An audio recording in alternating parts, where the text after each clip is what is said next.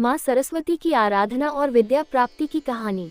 माँ सरस्वती ज्ञान, विद्या, बुद्धि, संगीत और कला की देवी है। उनकी कृपा से ही व्यक्ति को शिक्षा, विवेक और सृजनशीलता प्राप्त होती है।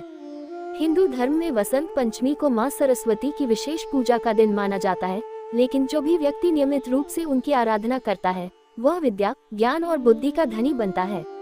एक निर्धन बालक की कहानी है जो कठिन परिश्रम और माँ सरस्वती की कृपा से महान विद्वान बना।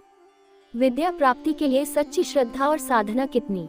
गांव में एक निर्धन बालक रहता था। उसका नाम माधव था। उसके पिता किसान थे और बहुत ही साधारण जीवन व्यतीत करते थे। घर में धन संपत्ति नहीं थी, लेकिन उसके माता पिता बड़े ही धार्मिक प्रवृत्ति के थे। माधव के हृदय में बचपन से ही विद्या प्राप्त करने की तीव्र इच्छा थी, लेकिन उसके घर की परिस्थिति ऐसी नहीं थी कि वह किसी गुरुकुल में जाकर पढ़ सके। गांव में कोई बड़ा विद्यालय नहीं था जिससे वह शिक्षित हो पाता। फिर भी वह जो भी थोड़ा बहुत सीख सकता था उसमें पूरी मेहनत करता था। उसका हृदय सदा सोचता, क्या कोई ऐसा उपाय है जिससे मैं ज्ञान प्राप्त कर सकूं? क्या कोई ऐसा देवता है जो मेरी सहायता कर सकता है?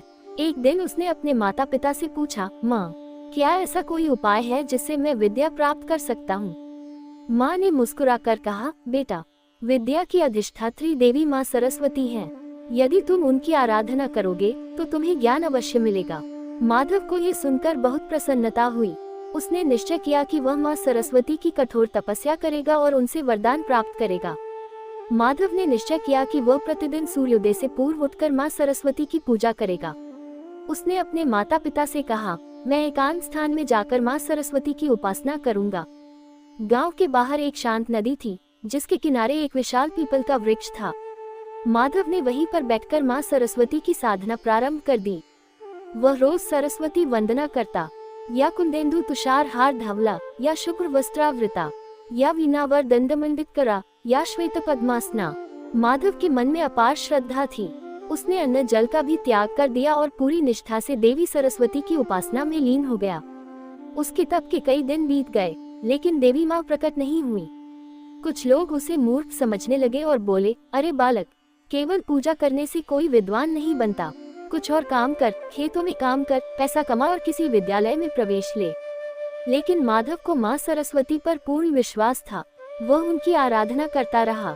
कई महीने बीत गए। एक दिन माधव अत्यंत थक गया और उसके मन में निराशा आने लगी। उसने सोचा, क्या मेरी पूजा व्यर्थ जा रही है? वह उसी वृक्ष के नीचे बैठा रोने लगा। उसी समय दिव्य प्रकाश हुआ और माँ सरस्वती प्रकट हुई। उनका तेज अपार था, उनका स्वर मधुर था।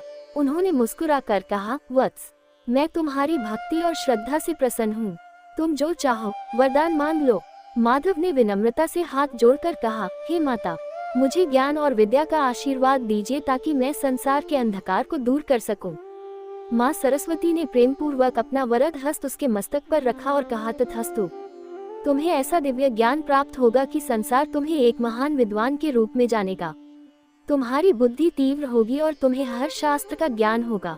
इतना कहकर माँ सरस्वती अंतर्धान हो गयी। माँ सरस्वती के आशीर्वाद से माधव की बुद्धि अद्भुत हो गई। वह जो भी पढ़ता उसे तुरंत याद हो जाता। वह वेद, पुराण, दर्शन, गणित और आयुर्वेद का ज्ञाता बन गया।